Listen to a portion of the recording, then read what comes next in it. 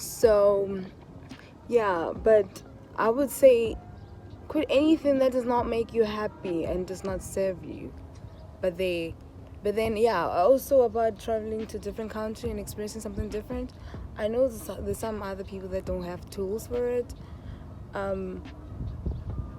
But then I wish the universe, God, whatever you believe in, would open doors for you so that you can grow as a human being, as an individual. So yeah, you know, I'm grateful for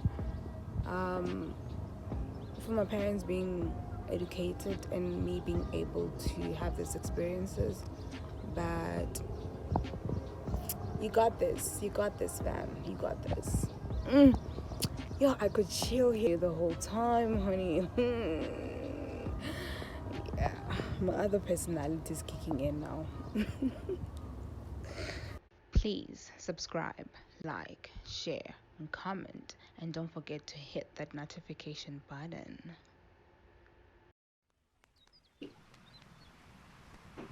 Throughout the history of me quitting jobs, it was more of like a mental breakthrough for myself.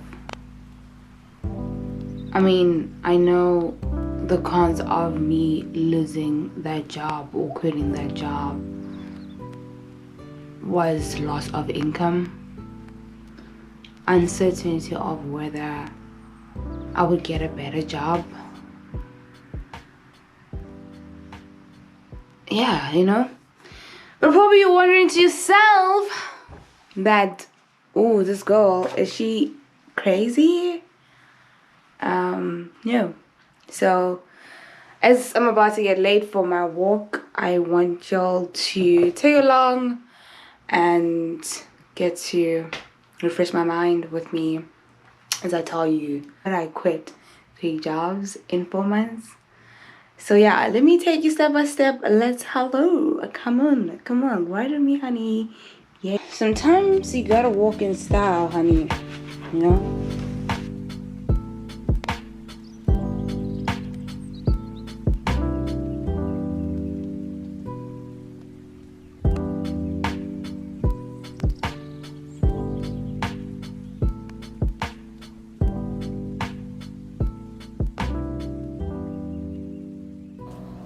Okay, so I feel like I'm getting bored and I might as well just start telling y'all about my first job that I quit. This one is pretty much short, but then, yeah, the first job actually, I'm not going to mention locations because it can be pretty much obvious of who I'm talking about. But yeah, basically the first job, I was a personal assistant of this guy. I was just gonna call him guy. Of this guy, he's into like telecommunication industry, and yeah, I was more of doing the admin work for his company, and I actually worked for a month there. I enjoyed the job so much. And the pay was pretty much good, especially as a graduate, because I feel like sometimes we like are so over ambitious and we're like, oh my god, I'm gonna earn so much, I'm gonna get this and that. So yeah, it was pretty much good. After my paycheck, I don't know, I think this guy kind of felt too much of himself, because what happened is that he started acting all as sexual, and which was like a very challenge. I'm trying to cross the street and it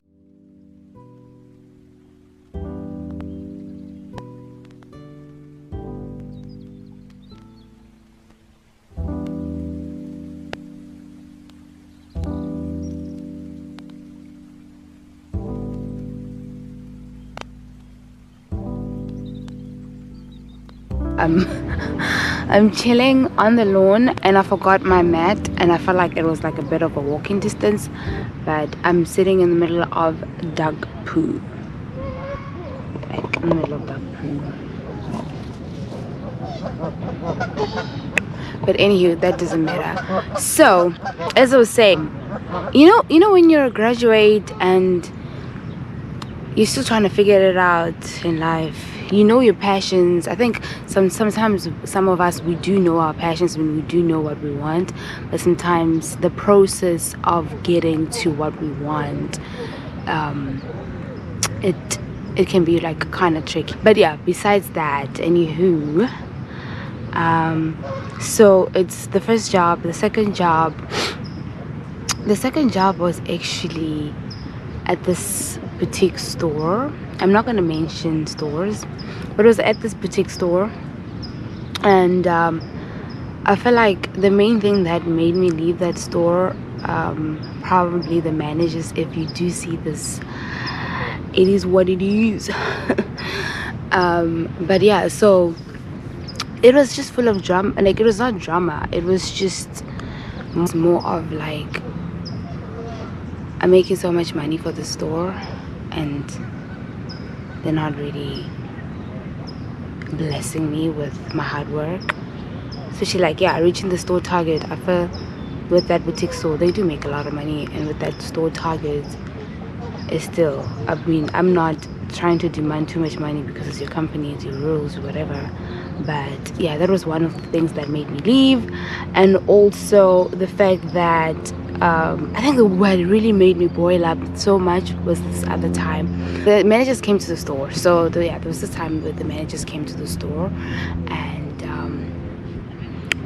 and so they were speaking Afrikaans. So Afrikaans, whoever doesn't know Afrikaans is a South African language that was like the second version of Dutch, because of the people lending in Dutch, the Dutch people lending in South Africa. And she came to me and she was like, when the managers are they're not managers, they were like the executive or something, whatever. I'm not gonna give too much details because people's privacy, but basically when these people arrive in the store, if you speak another native language, you shouldn't speak it, you should only speak English. And I'm like, fam, I'm in South Africa, how are you gonna tell me which language to speak? We have official 11 languages and I'm gonna speak whatever language that I feel comfortable in. And it became an issue, and I'm like, yeah, I haven't really experienced that racism so much, but like some things, no, man, they speaking Afrikaans and I have to speak English because they can't hear me and they think that I'm talking about them. No. But yeah, that one I quit and I started like seeking for another job. It was tricky, tricky, just trying to learn. I think sometimes also, like, I'll be listening and talking to other graduates and being so choosy. I feel like sometimes being choosy, not choosy in terms of like, if you can find a job and you learn so much about yourself in that job, then if it's time for you to change the chapter, it will change, So changing that job to the job of, I found another sales consultant job, which was in like this other photo studio, and I didn't really like the sales. I wanted to go to the creative side due to like, that's like my passion. But then the guy there was like, oh yeah, we don't have a job now, but whenever something open, you can always feel welcome to do it. But then yeah, just like level yourself in sales and stuff. I did understand that, but like I feel like my level part of sales there, I'm always constantly thinking about the company's money and the share that I get.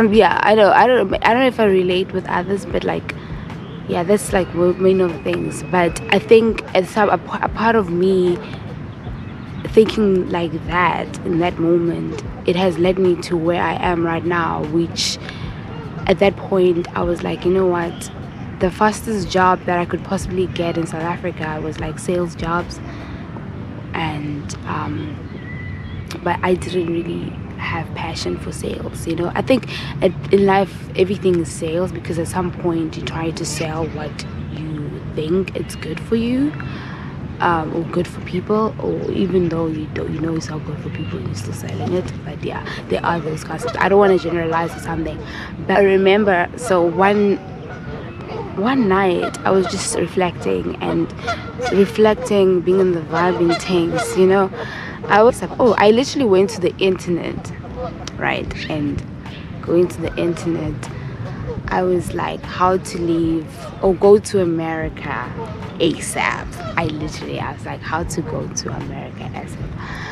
And so I landed myself this au pairing program as through my research, right? And then I researched about au pair, and then I kind of remembered, because I remember I met this my colleague, because we met at this language consultant, the first job that I think actually that language consultant job was my first job straight out of college. Yeah, if I'm not mistaken. Yeah, I think so. So yeah, then she mentioned about how she was part of this program, a pairing program, for 2 years in Texas. And then I reflected to that, and then and then I started researching, and I was like, you know what, let me just probably go and experience something different. Look at the dog poop now. Ew. Oh my word, I feel so. Let's appreciate dog poop. Let's not get annoyed.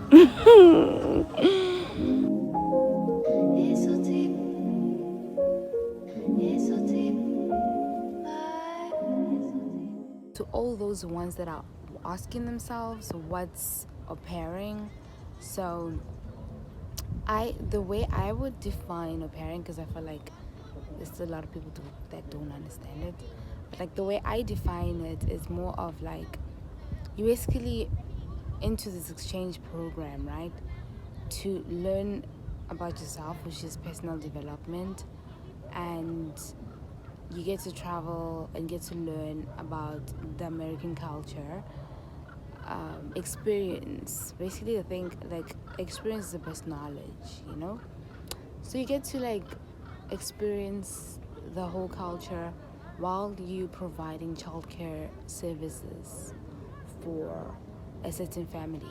And for me, how I define those childcare services is that you are basically a bigger sister, you are like an older sister to these kids, because the reason why I say it's not nannying, because you play a sibling to these kids, you become a big sister, you get connected to them to a deeper level.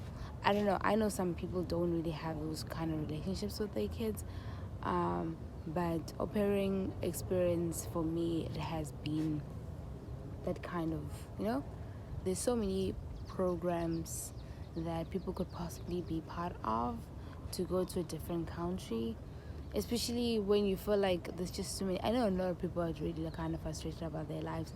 For me personally, my personal advice, I would say get out of your country, get out of your comfort zone, go see what's different out there, because I kid you not, there's no better place like home. That's when you will even get to appreciate your own home country. You feel me? You feel? That's how I quit 3 jobs in 4 months. And I moved to America. And so far, it's been a great experience. I've learned so much about myself. I am so happy. I'm happy. I'm happy because happy feels good. Yeah. So people would be asking me, why did I choose au pairing program apart from other programs? The reason why I did that, honestly, is because I do not have to pay rent, buy food. I mean, at some point people would think like it's a using kind of type of thing, but I don't think so, because these families, they're also willing to learn about you. You know, unless there are savage families that are just there for basically cheap labor. You will come across those kind of families which are red flags, and but it's unfortunate because some of those agencies don't really know that those are like the family's intentions. But apart from that, there's so many great families out there that would take you in and put you as part of the family, guys. You know, that's the beauty of the whole experience. Yeah, I have bad experiences, which I will talk about them in different video. But the escapade of being an au pair, it has been really great. You know, so yeah.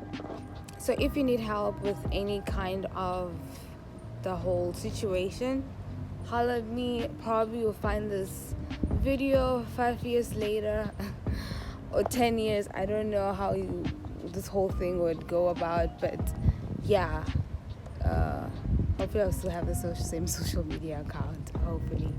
But yeah, holler at me and I will help you through the process. I'll give you tips. I'm not saying that I'm going to fill up the form for you, because there's so many people that have been asking me to fill up the form. But I'm willing to help you there and give you a kind of whatever. But yeah, it's good, man. It's good. Gotta be proud. See, I'm even glowing because happiness, honey.